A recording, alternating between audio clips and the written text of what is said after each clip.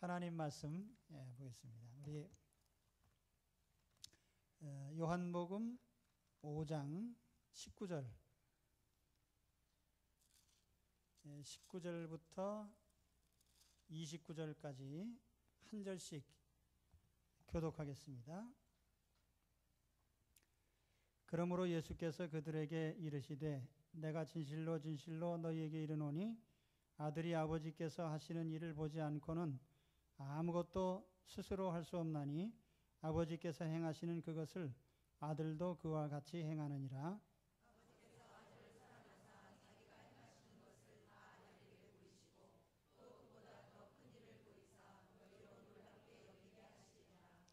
아버지께서 죽은 자들을 일으켜 살리심 같이 아들도 자기가 원하는 자들을 살리느니라.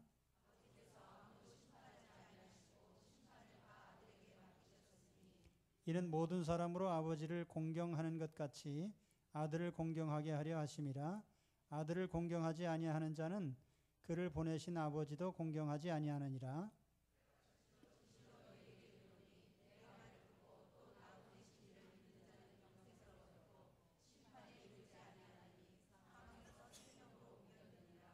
진실로 진실로 너희에게 이르노니 죽은 자들이 하나님의 아들의 음성을 들을 때가 오나니 곧 이때라. 듣는 자는 살아나리라.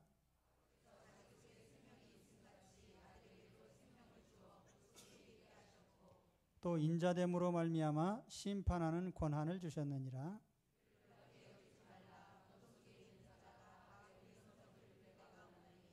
같이 봅니다. 선한 일을 행한 자는 생명의 부활로, 악한 일을 행한 자는 심판의 부활로 나오리라.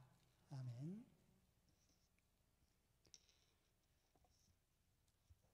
요한복음의 주제는 예수님의 신성입니다. 예수님이 하나님의 아들이시다. 그래서 요한복음은 아주 깊이 있는 교리적인 문제를 다루고 있는데 그것이 예수님의 신성과 관련된 것이기 때문에 대단히 중요합니다. 그래서 오늘도 그런 부분을 우리가 같이 보게 됩니다. 특히 성부와 성자의 관계, 이 점에 주목하면서 오늘 말씀을 보시기 바랍니다. 지구상에서 하나님 제일 잘 믿는다고 자부하는 사람들이 유대인들인데 그 유대인들은 하나님의 아들은 믿지 않아요. 하나님 아버지를 믿고 아들은 믿지 않습니다. 오늘날에도 마찬가지예요. 하나님 믿는다고 하는 사람들이 많은데 하나님의 아들이신 예수 그리스도를 믿는 일에는 실패하고 있습니다. 바로 그런 사람들 때문에 오늘 이 말씀을 하셨습니다. 오늘 말씀을 통해서 예수님께서 나를 믿는 것이 곧 아버지를 믿는 것이다. 하나님께서 나를 보내신 것처럼 나를 보내신 것은 나를 통해서 하나님을 믿게 하려 하심이라. 이렇게 말씀하고 있습니다. 오늘 그리스도인의 신앙은 예수님을 믿음으로써 하나님을 믿는 것입니다. 오늘 말씀에 예수님께서 야 너희들이 나를 못 믿겠냐? 그러면 내가 하는 일을 보고 나를 믿어라. 이 말씀을 하셨어요. 하나님 아버지께서 나를 보내신 것을 믿지 못하겠느냐? 그러면 내가 하나님 아버지가 하시는 일을 똑같이 할 테니까 그 일을 보고 믿어라. 이런 말씀을 하신 것입니다. 19절에 보면은 그러므로 예수께서 그들에게 이르시되 내가 진실로 진실로 너희에게 이르노니 아들이 아버지께서 하시는 일을 보지 않고는 아무것도 스스로 할 수 없나니 아버지께서 행하시는 그것을 아들도 그와 같이 행하느니라. 아들이 아버지의 행하는 일을 행하신다. 예를 들면 천지를 창조하신 일 또는 만물을 운행하시는 일, 인류의 역사를 주관하신 일 또는 하나하나의 생명 개체를 보존하고 또 유지하시는 이 모든 일들, 이러한 하나님이 하신 일들을 성자 그리스도께서 똑같이 하십니다.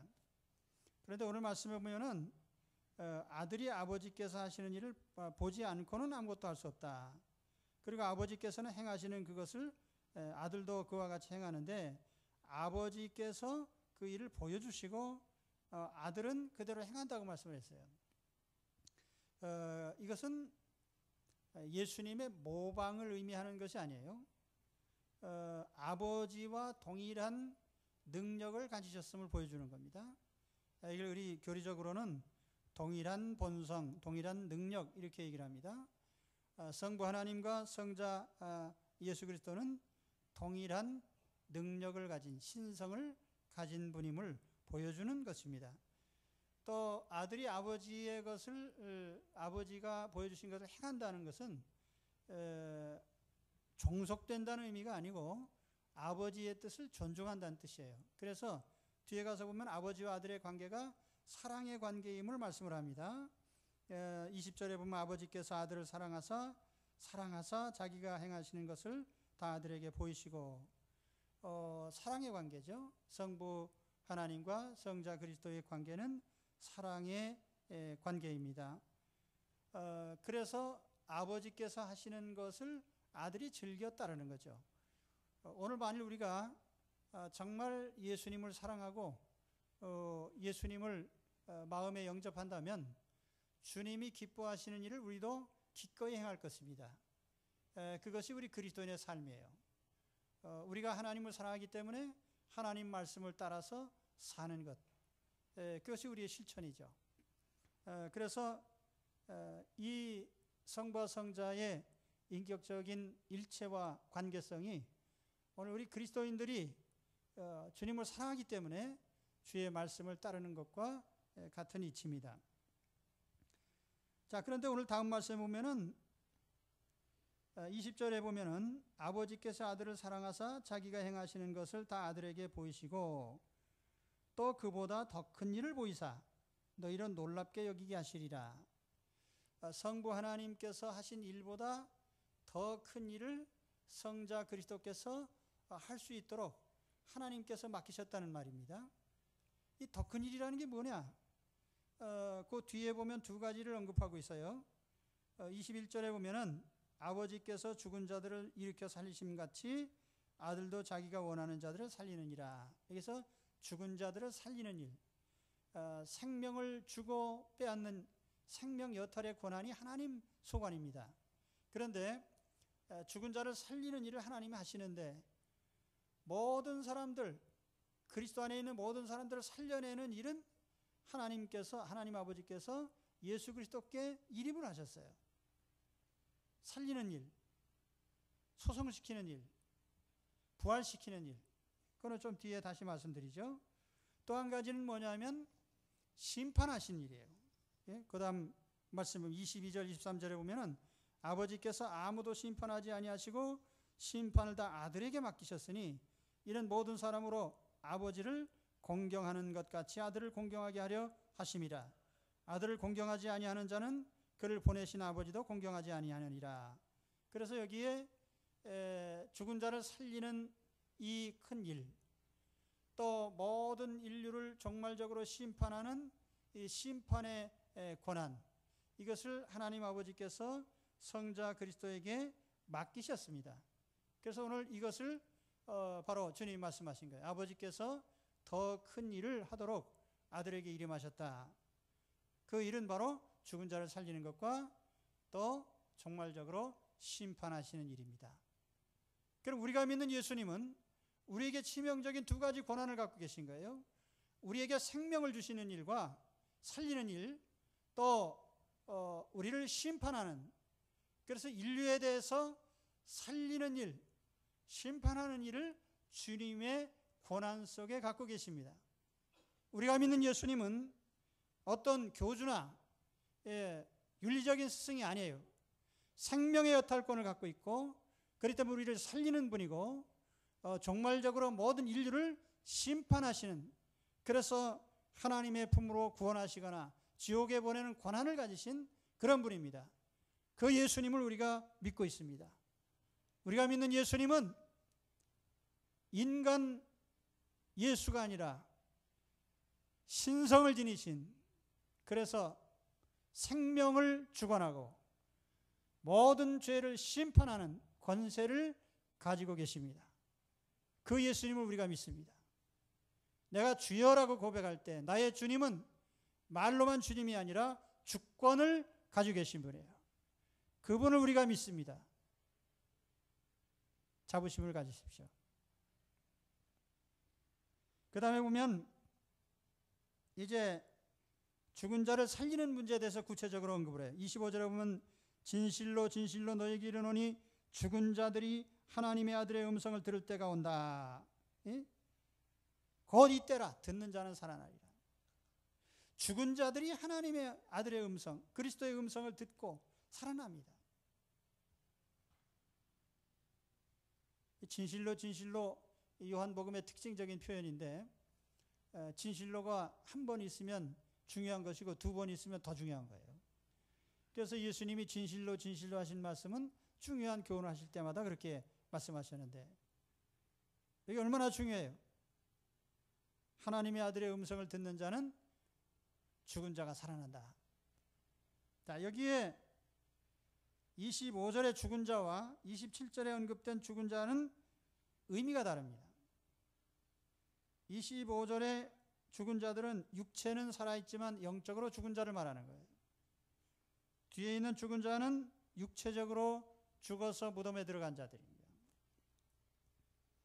무덤에 들어간 사람이나 살아있는 사람이나 똑같이 주의 음성을 들을 때 반응이 나타나요.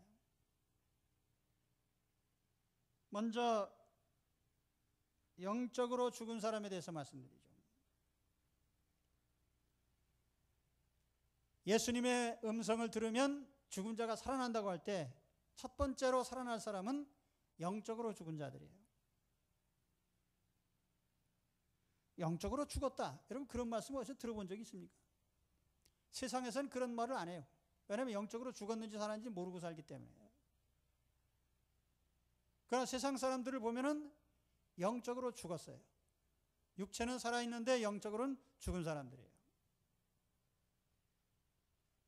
이렇게 말하면 아마 밖에 있는 사람들이 엄청 화를 낼지 몰라요. 내가 왜 죽은 사람이냐. 정신이 말짱한데. 그러나 오늘 하나님께서 분명히 말씀하십니다. 영적으로 죽은 사람들입니다. 영적 사망이 뭐냐? 멸절이나 존재하지 않는 것을 의미하는 게 아니에요. 이 모탈리티를 의미하는 게 아니에요. 소멸되거나 없어지는 걸 의미하는 게 아니에요. 존재하기는 하나 하나님과의 관계가 끊어진 상태를 영적 사망, 성경 그렇게 말합니다.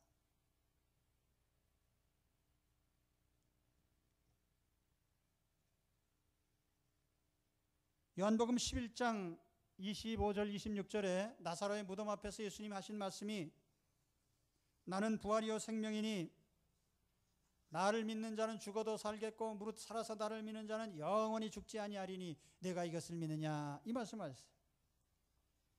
그런데 그 요한복음 11장에 하신 이 말씀이요, 거기 죽는다는 말 두 가지 의미가 있습니다. 나를 믿는 자는 죽어도 살겠고 라는 말은 육체적으로 죽어서 무덤에 들어가도 살아난다 그러는 말이고, 또 살아서 나를 믿는 자는 영원히 죽지 않는다라고 하는 말은 영적인 생명을 얻는 걸 말하는 겁니다. 그때 이 영적인 생명을 얻는다는 말은 존재하지 않다가 존재한다든지 그런 뜻이 아니라 하나님과의 관계가 끊어졌다가 회복이 돼서 하나님의 자녀가 된다, 그런 뜻입니다.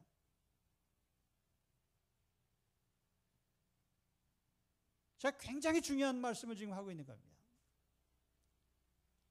우리 요한복음을 공부를 하시면은 적어도 이 사실을 깊이 있게 알고 있어야 돼요. 영적 사망이 뭐라고요? 하나님과의 관계가 끊어져 있는 것. 그게 영적 사망이라고 해요. 영적 사망 상태에 있는 사람은 하나님과의 관계가 끊어져 있기 때문에 영적인 안식이 없습니다. 무덤을 잘 쓰고 무덤자리 잘 쓰고 무슨 집터를 잘 잡고 아니면 사당을 짓고 말짱할 것입니다. 영혼의 거처는 하나님 품이요, 그렇기 때문에 하나님과 단절된 사람은 결코 안식할 수 없고 하나님의 축복을 누릴 수 없습니다. 하나님과 끊어진 것이 영적 사망입니다. 이건 아주 분명하게 알고 계셔야 돼요.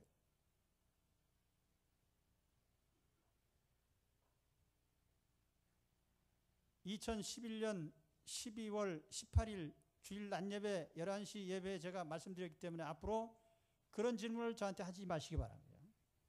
영적으로 죽은 자가 누구냐? 하나님과 관계가 끊어진 사람이다. 제가 분명히 말씀드렸어요.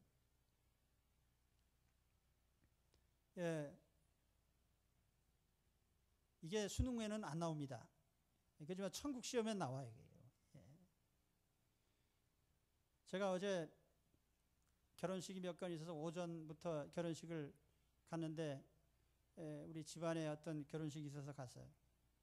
식당에 가서 밥을 먹는데 뒷자리에 앉은 사람들이 이거 교회식으로 하네? 뭐 그런 얘기를 시작하더니 나는 하나님 안 믿어.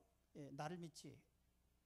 거기까지는 내가 그냥 들으면서 밥을 먹었는데 그 다음에 뭐 계속 믿는 것에 대해서 뭐라고 이 얘기를 해가지고 제가 체했어요. 기분 나빠갖고. 그래 먹다가 물도 안 먹고 나왔습니다. 신경질이 나가지고.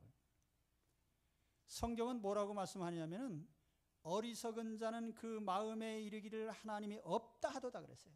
무신론. 정말 자기 자신이 얼마나 영적 사망자요 무식한 자인지를 알아야 되는 거예요. 내가 하나님을 안 믿으면 난 영적으로 죽어있는 자요라는 뜻인데 그것을 굳이 앞에 밥 먹는 사람 뒤에서 선전까지 할 필요는 없다고 말이에요. 그렇죠? 존귀하나 깨닫지 못하는 사람은 멸망하는 짐승 같도다. 동물과 인간이 다른 점이 뭐예요? 영혼이 있는 것이고 하나님과 관계를 맺고 사는 것이 인간의 특권입니다. 그런데 하나님과 끊어져 있기 때문에 동물과 동등해요. 그래서 존귀하나 깨닫지 못하는 사람은 멸망하는 짐승 같다 그랬어요. 세상에서 아무리 지위가 높고 돈이 많고 명예가 있고 많은 것을 배웠다 할지라도요, 하나님과의 관계가 끊어져 있으면 멸망하는 짐승과 같이 짐승과 동일한 반열에 있단 말입니다. 이 바로 영적으로 죽어있는 자들에게 주님이 오셔서 나를 믿으라. 내가 곧 길이요 진리요 생명이다. 예수 그리스도의 십자가 속죄를 믿고 의지하는 사람마다 죄를 용서하시고 하나님 자녀로 받아주시는 구원의 길이 열렸어요. 그래서 그리스도를 통해서 우리는 하나님께로 나가는 길이 열렸습니다. 하나님과 화해하는 길이 열렸어요. 하나님과 화해하고 하나님 자녀가 될 수 있는 길이 예수님의 음성을 듣는 자에게 열려집니다. 오늘 여러분 가운데 예수님의 음성이 들려지거든 마음을 열고 예수 그리스도를 영접하십시오. 예수님은 나의 구주십니다. 예수님이 나의 죄를 대신하여 십자가에서 죽으신 걸 믿습니다. 예수님 내 마음에 오셔서 내 인생의 주인이 되어 주시옵소서. 이 고백을 하시기 바랍니다. 그래서 하나님의 자녀로 영혼이 다시 살아나야 돼요. 주의 음성을 듣는 자는 살아난다고 했어요. 주의 복음이 들려지면 마음에 예수님을 영접하시고 하나님의 자녀로 거듭나시기를 축원합니다. 오늘 말씀에 보면은 24절에 내가 진실로 진실로 너희에게 이르노니 내 말을 듣고 또 나 보내신 이를 믿는 자는 영생을 얻었고 심판에 이르지 아니하나니 사망에서 생명으로 옮겼느니라. 영생을 얻었다. 완료형입니다. 사망에서 생명으로 옮겼다. 완료형입니다. 끝났어요 벌써. 예수 그리스도를 영접하는 순간에 하나님의 자녀된 특권을 얻습니다.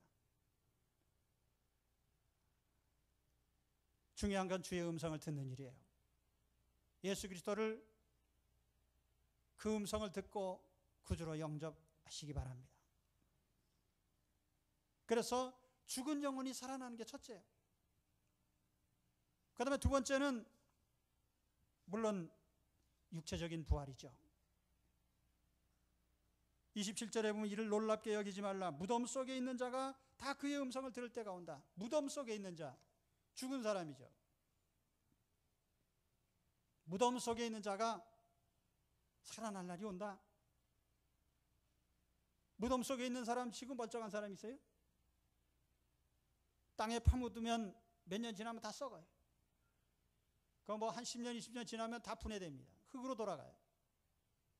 요즘엔 그것도 기다리지 않고 다 미리 불로 태워서 다 가루로 만들어버려요. 근데 무덤에 있는 그 썩은 시신에게, 흙으로 돌아간 몸에게, 화장을 해서 뿌린 그 사람에게 주님이 말씀을 하십니다. 주의 음성을 들으면 그 시신들이 일어납니다. 에이, 뭐 그런 일이 있을까? 하나님은 에스겔 37장에 생생하게 그 그림을 비전으로 보여주셨어요. 에스겔 선지자가 어느 골짜기를 보니까 뼈들이 가득해. 골짜기에 아니 뼈가 그냥 쌓여 있어요. 해골들, 이게 어느 뼈인지도 모르는 뼈들이 그냥 잔뜩 쌓여 있는 겁니다. 그래서 하나님이 에스겔에게 물어봅니다. 야, 이 뼈들이 살겠느냐? 살아나겠느냐? 그 여러분한테 그런 질문하면 여러분 뭐라고 대답하시겠어요? 야, 이 뼈들이 살겠느냐? 그러면은 글쎄요. 근데 하나님께서 에스겔에게 뭐라고 하셨냐면, 내가 너에게 명하는 대로 네가 대언만 해라. 대언이라는 것은 하나님이 주신 말씀을 그대로 하라는 거예요. 제가 그래서 이 설교를 할 때 이 자리에서 하나님 말씀을 전 대언을 하는 거예요. 나 이 성경이 말씀하는 딴 얘기를 하면 안 돼요. 하고 싶은 말도 많아. 제가 주일날 오신 여러분에게 격려의 말씀, 위로의 말씀 뭐 여러 가지 드리고 싶지만은 하나님이 하라고 한 말씀을 내가 대언하는 입장에 있기 때문에 내 말을 굳이 할 기회가 없어요. 그러니까 여러분 대언을 들으십시오. 그리고 오늘 여기 에스겔 골짜기의 뼈들에게 에스겔이 대언을 했어요. 뼈들아 서로 붙어라. 뼈와 뼈들이 막 달라붙어요. 그리고 그 위에 자꾸 대언을 했더니 거기에 가죽이 입혀지고 힘줄이 생기고 근육이 생기고 이 몸이 멀쩡한 몸이 됐어요. 그래서 생기야 들어가라 그랬더니 하나님의 생명이 그 안에 들어가서 영혼이, 그 영혼과 육체가 결합이 돼서 큰 군대가 되더라. 마른 뼈들이 살아 움직이는 군대로, 생명체로 부활을 했습니다. 이게 뭐냐면 에스겔에게 보여주신 부활의 환상이에요. 바로 이 일이 언제 일어나느냐?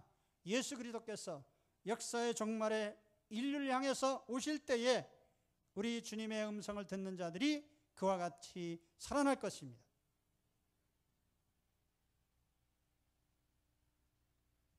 저는 매주 장례식 거의 매년 봅니다.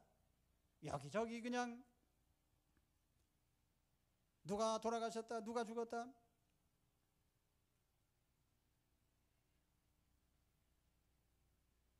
그러나 우리가 하나님 밖에 있는 사람들의 장례식을 보면은 영원히 결별한다. 그래서 영결식 그렇게 말해요. 영결식, 영원히 결별한다.